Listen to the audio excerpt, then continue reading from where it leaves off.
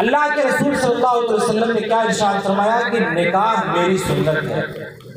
ایک حدیث پاک کا مفہوم یہ ہے، آقا مولا صلی اللہ علیہ وسلم نے ارشاد فرمایا نکاح کو آسان بناؤ، نکاح کو مشکل نہ بناؤ۔ ایک حدیث پاک میں سرکار کریم صلی اللہ علیہ وسلم نے ارشاد فرمایا کہ نکاح مسجدوں میں کیا کرو، آسانی سے کیا کرو۔ تو مسجد میں نکاح کرنے کا حکم دیا گیا، مشورہ دیا گیا۔ اس کا مطلب یہ ہے کہ جس طرح نماز ایک عبادت ہے، جس طرح زکوٰۃ ایک عبادت ہے، جس طرح حج ایک عبادت ہے، جس طرح روزہ رکھنا ایک عبادت ہے، اسی طرح نکاح کرنا بھی ایک عبادت ہے۔ کیوں؟ اس لیے کہ نماز مسجد میں پڑھی جاتی ہے اور نماز اہم العبادت ہے۔ سرکار نے فرمایا کہ نکاح کو اتنا آسان کرو کہ نکاح کو مسجد میں کرو۔ اس کا مطلب یہ ہے کہ جس طرح نماز عبادت ہے اسی طرح نکاح بھی عبادت ہے، کیونکہ نماز بھی سرکار ہی کا عمل ہے اور نکاح بھی ہمارے آقا ہی کا عمل ہے۔ آج ہم نے نکاح کو مشکل بنا دیا ہے، اتنا مشکل بنا دیا ہے، اتنا مشکل بنا دیا ہے کہ اگر کسی کے پاس ایک بھی بیٹی ہو، 2-4 بیٹیاں تو بہت دور کی بات ہیں، کسی کے پاس ایک بھی بیٹی ہوتی ہے تو اس کی راتوں کی نیندیں حرام ہو جاتی ہیں، دل کو سکون نہیں ملتا ہے۔ ماں باپ کے ذہن میں بس ایک ہی بات ہمیشہ سمائی رہتی ہے کہ میں اپنی بچی کی شادی کیسے کروں گا، اس کا انتظام کیسے کروں گا، اس کے جہیز کا انتظام کیسے کروں گا، باراتیوں کے کھانے کا انتظام کیا کروں گا، اس کے لیے گوشت کہاں سے لاؤں گا۔ اور اب تو پہلے تو ایک گوشت سے کام چل جاتا تھا، بلکہ ایک بوٹی سے کام چل جاتا تھا، آج تو فرائی چاہیے، شوربے والا چاہیے، قورمہ چاہیے، مٹن چاہیے، نہ جانے کیا کیا چاہیے۔ اور اگر ایک بھی چیز اگر جو فرمائش کی گئی ہے اس میں سے کوئی ایک چیز اگر کم ہو گئی تو ایسا لگتا ہے کہ ان پر ہمالیہ پہاڑ ٹوٹ پڑا ہے، باراتیوں پر یا لڑکے کے گھر والوں پر۔ وہ جھگڑا کر لیتے ہیں، جھگڑا کرنے پر آمادہ ہو جاتے ہیں، اتنا ذلیل کرتے ہیں بیٹی والے کو کہ اللہ کی پناہ، کسی کی بیٹی کو ذلیل کرنا، بیٹی کے باپ اور ماں کو ذلیل کرنا، اس کے بھائیوں کو ذلیل کرنا، آپ یہ نہ سمجھیں کہ اس کی سزا محض آخرت میں ملے گی۔ جو کسی کو شادی کے موقع پر ذلیل کرتا ہے دنیا میں بھی وہ ذلیل و خوار ہو جاتا ہے، آخرت کی بات تو بہت دور کی بات ہے۔ اس لیے چاہے کسی کے پاس ایک بیٹی ہو، 2 بیٹی ہو، 4 بیٹی ہو، اگر ہم سب مل کر اپنا نظریہ سدھار لیں، اپنا انڈیا سدھار لیں اور اپنے آپ کو سدھار لیں تو کسی کے پاس 10 بھی بیٹیاں ہوں گی تو انشاءاللہ اس کو کوئی غم نہیں ہوگا۔ اگر ہم اس سے 1 لاکھ، 2 لاکھ، 4 لاکھ، اب تو 5 لاکھ سے کم لوگ زبان نہیں ہلاتے ہیں۔ بہت سارے لوگ ایسے ہیں کہ ہمیں 5 لاکھ چاہیے، فلاں جگہ سے 8 لاکھ مل رہا تھا، 10 لاکھ مل رہا تھا، شرم سے ڈوب مرنا چاہیے۔ بہت زیادہ پیسے کی خواہش ہے، کسی درگاہ پہ جا کے بیٹھ جانا چاہیے کٹورا لے کے اور کہنا چاہیے کہ لاؤ اللہ کے نام پر دو۔ صبح سے لے کر شام تک کئی ہزار روپے، 2-3 ہزار اکٹھا ہو جائیں گے اور آپ مالدار ہو جائیں گے۔ چھوڑیں یہ نظریہ اور اللہ و رسول کو راضی کریں، دنیا کو راضی کرنے کا چکر چھوڑیں، اللہ و رسول کو راضی کریں۔ جس نے اللہ و رسول کو راضی کر لیا وہی دنیا میں بھی کامیاب ہو گیا اور وہی آخرت میں بھی کامیاب ہو۔ ہمارے آقا مولا صلی اللہ علیہ وسلم نے تو یہ ارشاد فرمایا کہ شادیوں کو آسان کرو، اور ہم نے مشکل بنا دیا۔ اور ہم نے جب مشکل بنا دیا تو آج ہماری بہت ساری بیٹیاں، ان کی عمر جا رہی ہے، ان کی شادیاں نہیں ہو پا رہی ہیں، ماں باپ غم سے گھلے جاتے ہیں، ماں باپ رات دن ان کو نیند نہیں آتی ہے۔ کیوں؟ یہ ان لالچیوں کی وجہ سے ہے جو جہیز کے لالچی ہیں۔ ہمیں اور آپ کو اپنی عادت بدلنی ہے۔ آپ یہ عقیدہ رکھ لیں اور یہ عقیدہ رکھنا ہی چاہیے کہ جسے اللہ دیتا ہے اسے ہی ملتا ہے۔ اللہ نہ دے تو کسی کے دینے سے کسی کو کچھ نہیں ملتا. جسے اللہ خوش رکھتا ہے وہی خوش رہتا ہے. جسے اللہ مالدار بناتا ہے وہی مالدار رہتا ہے. ورنہ دنیا میں کون سا ایسا آدمی ہے جو مالدار نہیں رہنا چاہتا؟ ہر آدمی چاہتا ہے کہ ہمارے پاس دولت ہو, ہمارے پاس اچھا مکان ہو, ہمارے پاس اچھی گاڑی ہو, ہمارے پاس زیادہ پراپرٹی ہو. کون نہیں چاہتا؟ ایک بھکاری کی بھی تمنا یہی ہوتی ہے. لیکن کیا سب کے پاس اچھے مکان ہوتے ہیں؟ کیا سب کے پاس اچھی گاڑیاں ہوتی ہیں؟ کیا سب کے پاس پوری پراپرٹی ہوتی ہے؟ کیا سب کا بینک بیلنس بھرا ہوا ہوتا ہے؟ نہیں. اللہ کی مرضی جس کے ساتھ ہے, جس کو چاہتا ہے جس حال میں رکھتا ہے, اور اللہ جس حال میں رکھے اسی حال میں بندے کو خوش رہنا چاہیے. سبحان اللہ. آج اور کل حضور حافظ ملت رحمۃ اللہ تعالیٰ علیہ کے عرس کا دن ہے. ایک واقعہ مجھے یاد آ رہا ہے, میں سنا دوں.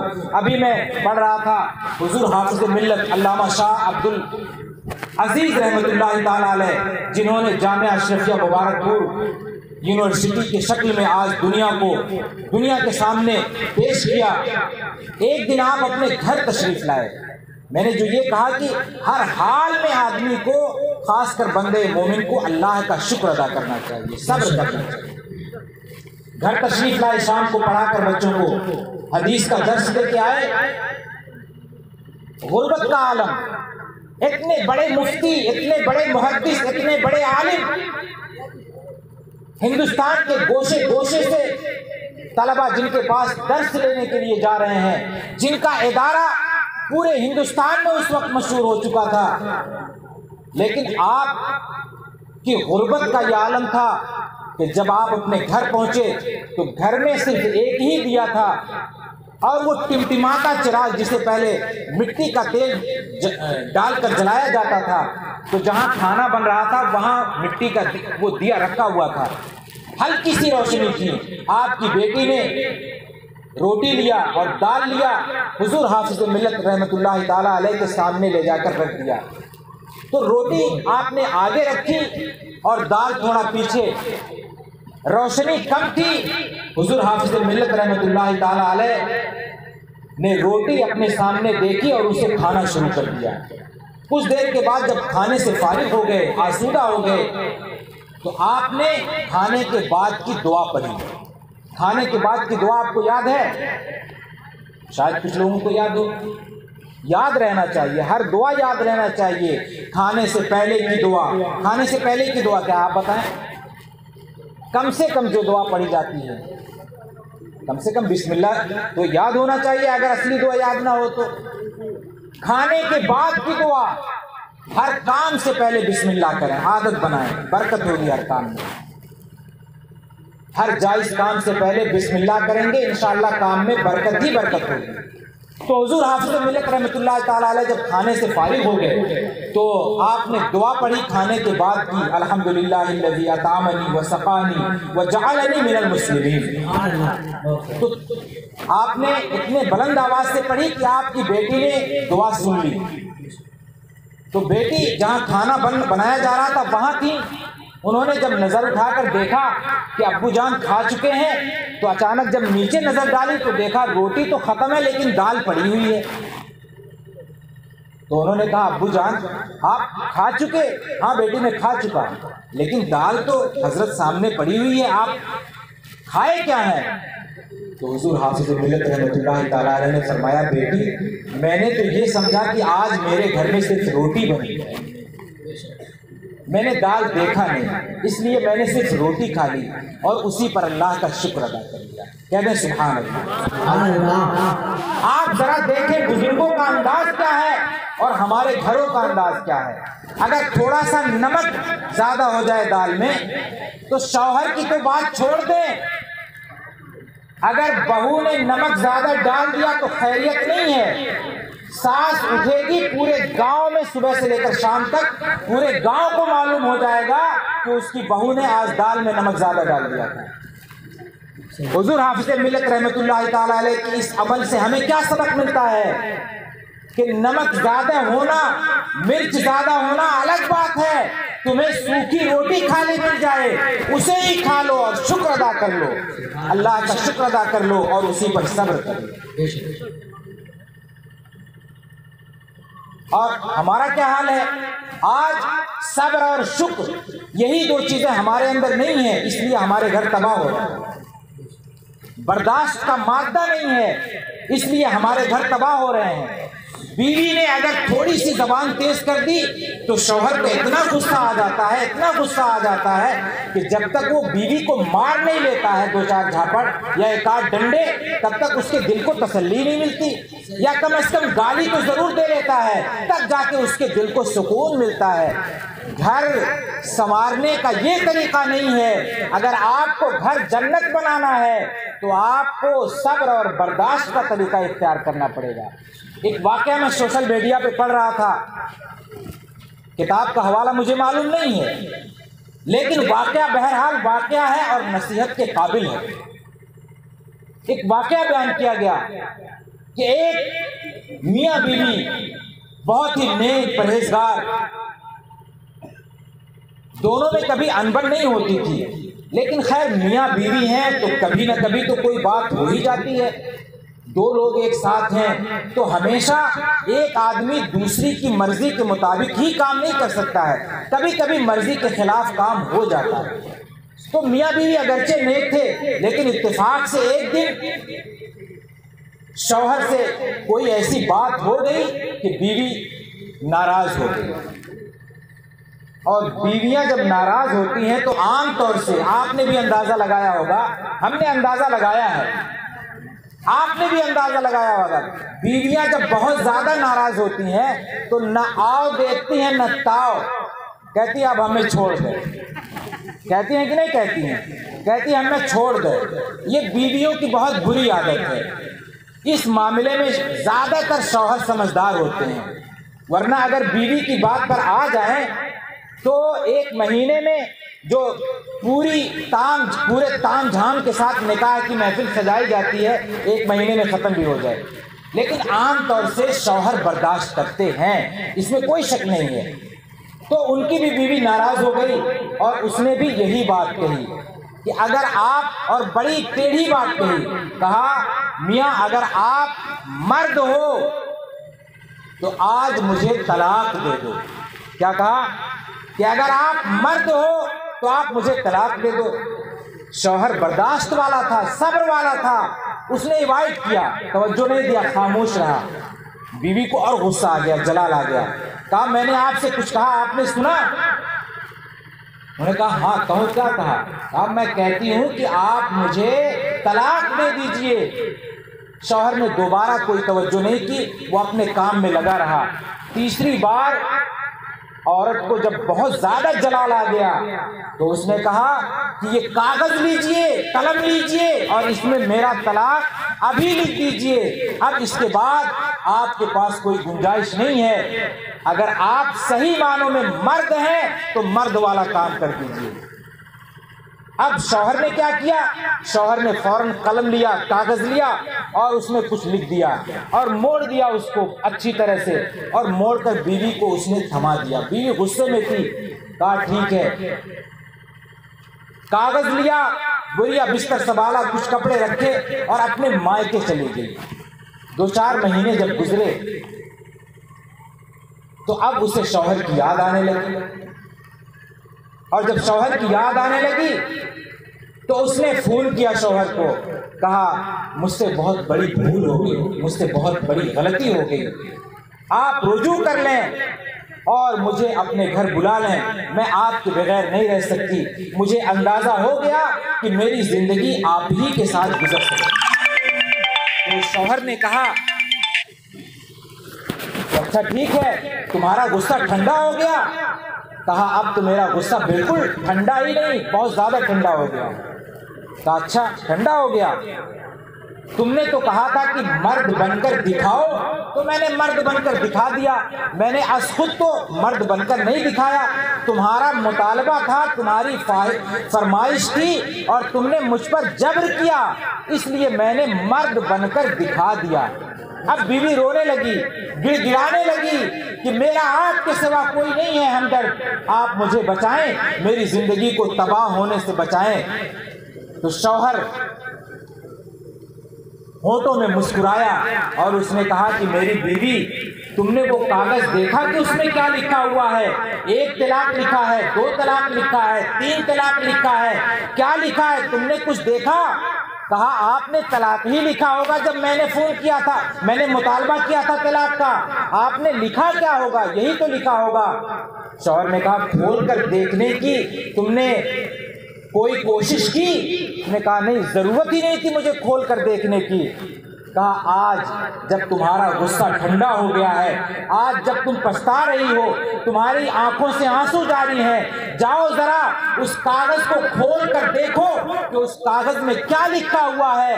وہ عورت پلٹ کر جاتی ہے، بڑی تیزی کے ساتھ اس نے کاغذ اٹھایا اور جب اسے کھولا تو اس میں شوہر نے لکھا تھا کہ اے میری بیوی، تو 3 بار کیا 30,000 بار بھی اگر مجھ سے کہے گی کہ میں تجھے طلاق دے دوں تو ہرگز ہرگز میں تجھے طلاق نہیں دے سکتا، طلاق نہیں دے سکتا، میں تجھے طلاق نہیں دے سکتا۔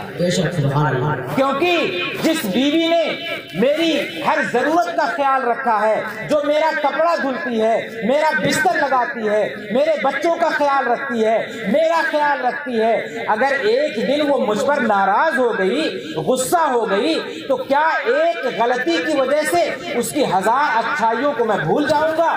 ایسا میں ہرگز نہیں کر سکتا ہوں۔ جب بیوی نے اتنا پڑھا تو اس کاغذ کے ٹکڑے کو قرآن کی طرح آنکھوں سے لگایا، سینے سے لگایا، رونے لگی اور فوراً ہی اپنے شوہر کے گھر آئی، قدموں میں گر گئی اور کہا اے میرے سرتاج، حقیقت میں مرد ہونے کا ثبوت تو آج آپ نے پیش کیا ہے، پیش تو آپ نے اسی دن کیا تھا، لیکن آج میں نے دیکھا حقیقت میں مرد اگر کوئی ہے تو آپ ہیں۔ تو اگر حقیقت میں کسی کو مرد بننا ہے تو بیویوں کو برداشت کرنا پڑے گا، برداشت کا طریقہ اختیار کرنا پڑے گا، اور جب برداشت کریں گے، میاں برداشت کرے، بیوی برداشت کرے، تو اس کی زندگی جنت بن جائے گی، گھر جنت کا نمونہ بن جائے گا۔ کیوں؟ اس لیے کہ یہ رشتہ ہی ایسا ہے جس رشتے کو اللہ تعالیٰ نے جنت میں بنایا، یہ رشتہ اللہ تعالیٰ نے قائم کیا خود، اور کہاں؟ جنت میں۔ تو اگر اسی فارمولے پر یہ رشتہ چلے گا جیسا اللہ و رسول نے حکم دیا ہے، تو دنیا میں بھی یہ رشتہ جنتی رشتہ بن کر رہے گا۔ اور جنتی رشتہ بننے کا یہی ایک طریقہ ہے کہ صبر اور شکر کا دامن میاں بیوی تھامے، اللہ تعالیٰ ان کی زندگی کو جنت کا نمونہ بنا دے گا۔ ایک اور واقعہ جو آپ کو آپ کے ذہن کو اور قریب کرے گا، جب تک کہ مفتی صاحب قبلہ تشریف لانے والے ہیں تب تک میں آپ کا وقت لوں گا۔ درود شریف پڑھ لیں۔ اللہم صلی علی سیدنا و شفیعنا و حبیبنا مولانا محمد وعلی بارک وسلم صلی علیہ الصلاۃ دائما علیہ یا رسول اللہ صلی اللہ علیہ وسلم۔ آدمی کو ہمیشہ مثبت سوچ رکھنی چاہیے، مثبت یعنی پازیٹیو سوچ، منفی اور نگیٹو سوچ آدمی کو نہیں رکھنا چاہیے، کسی بھی آدمی کو۔ حضرت حسن بصری رحمۃ اللہ تعالیٰ علیہ، خواجہ حسن بصری رحمۃ اللہ تعالیٰ علیہ کا میں واقعہ پڑھ رہا تھا کہ ایک دن آپ ایک دریا کے کنارے تشریف لے گئے تو آپ نے دیکھا کہ ایک جوان مرد اور ایک جوان عورت سامنے بیٹھے وہ باتیں کر رہے ہیں دریا کے کنارے۔ تو آ گئے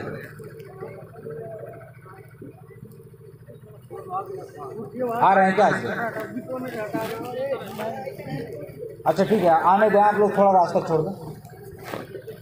تو حضرت خواجہ حسن بصری رحمۃ اللہ تعالیٰ علیہ فرماتے ہیں کہ میں نے دیکھا کہ دریا کے کنارے ایک جوان عورت اور ایک جوان مرد ساتھ میں بیٹھے ہوئے ہیں اور ان کے سامنے کوئی رنگین مشروب رکھی ہوئی ہے۔ تو قریب گئے حضرت خواجہ حسن بصری رحمۃ اللہ تعالیٰ علیہ، تو انہوں نے کہا تم مسلمان ہو؟ ان دونوں نے جواب دیا ہاں ہم مسلمان ہیں۔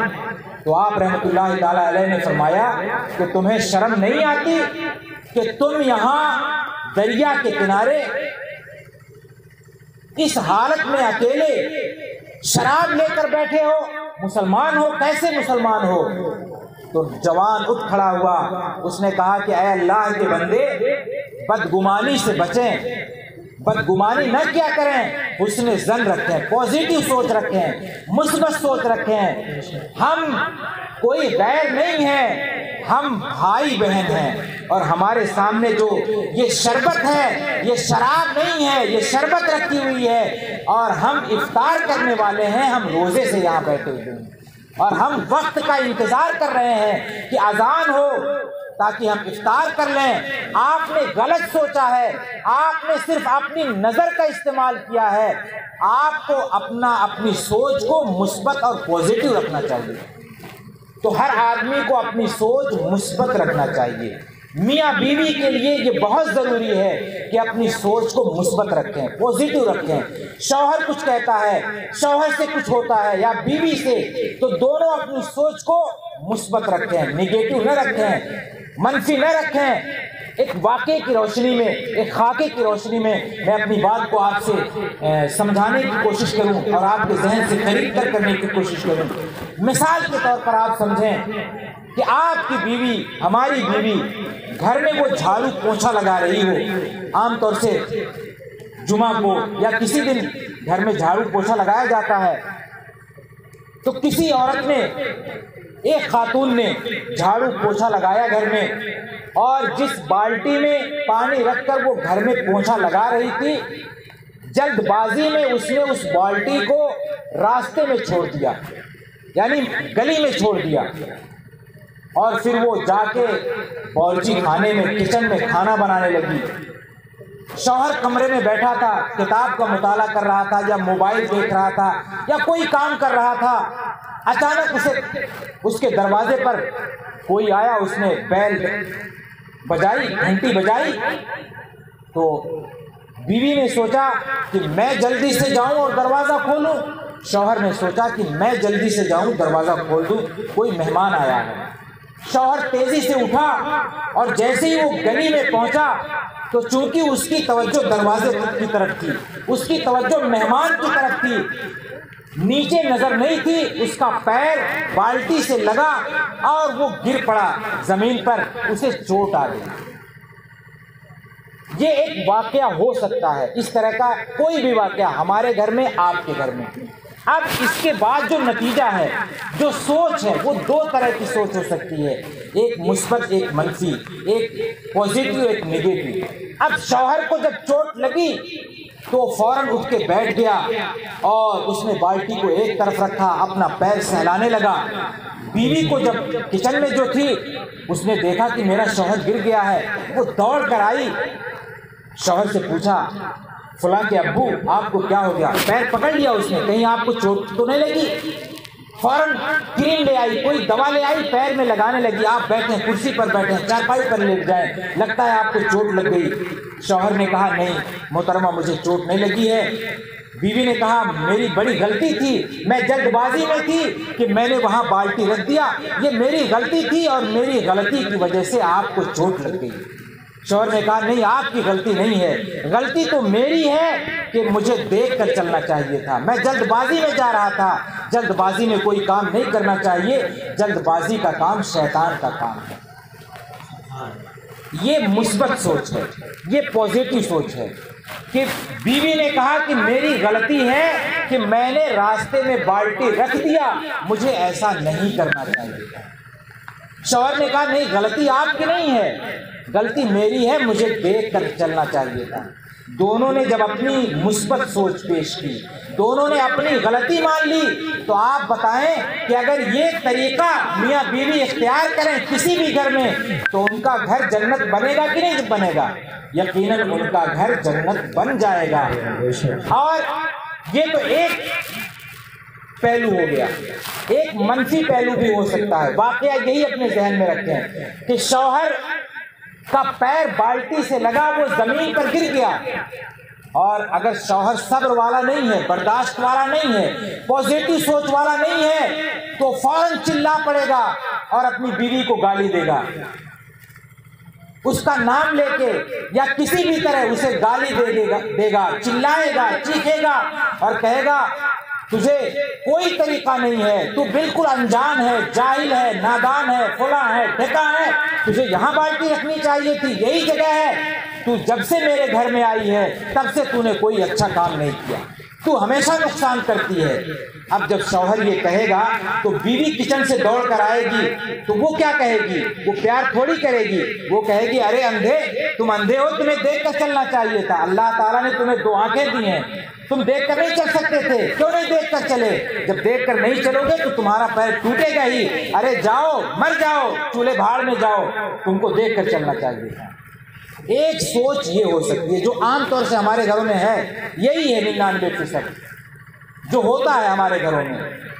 تو آپ بتائیں اگر یہ منفی سوچ ہو، یہ نیگیٹو سوچ میاں بیوی کا ہو تو اب کیا ہوگا؟ جھگڑا ہوگا، مار ہوگی، شوہر بیوی کو مارے گا، بیوی شوہر کو مارے گی نہیں تو کم سے کم برا بھلا کہے گی، گالی دے گی، ریٹے کرے گی، اور پھر گھر جہنم بن جائے گا۔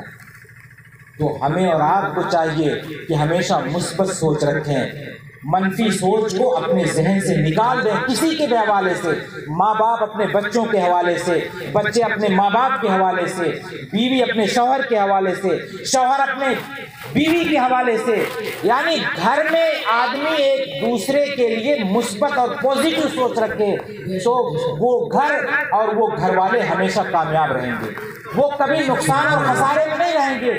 آج تو ہم میں سے ہر ایک ہمیشہ نگیٹو سوچتا ہے، باپ بھی، ماں بھی، بیٹا بھی، بیٹی بھی، بیوی بھی، شوہر بھی، اور اسی وجہ سے ہمارا گھر جہنم بن چکا ہے، ہمیں آرام نہیں ہے، ہمیں سکون نہیں ہے۔ اللہ رب العزت ہمیں بچائے اور ہمیں درست طریقہ، اسلامی طریقہ اپنانے کی توفیق عطا فرمائے۔ پروردگار عالم کی بارگاہ میں دعا ہے کہ میں نے جو کچھ کہا اس پر مجھے اور آپ سب کو عمل کرنے کی توفیق عطا فرمائے۔ السلام علیکم ورحمۃ اللہ تعالی وبرکاتہ۔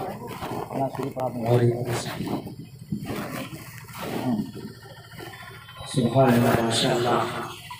ابھی تک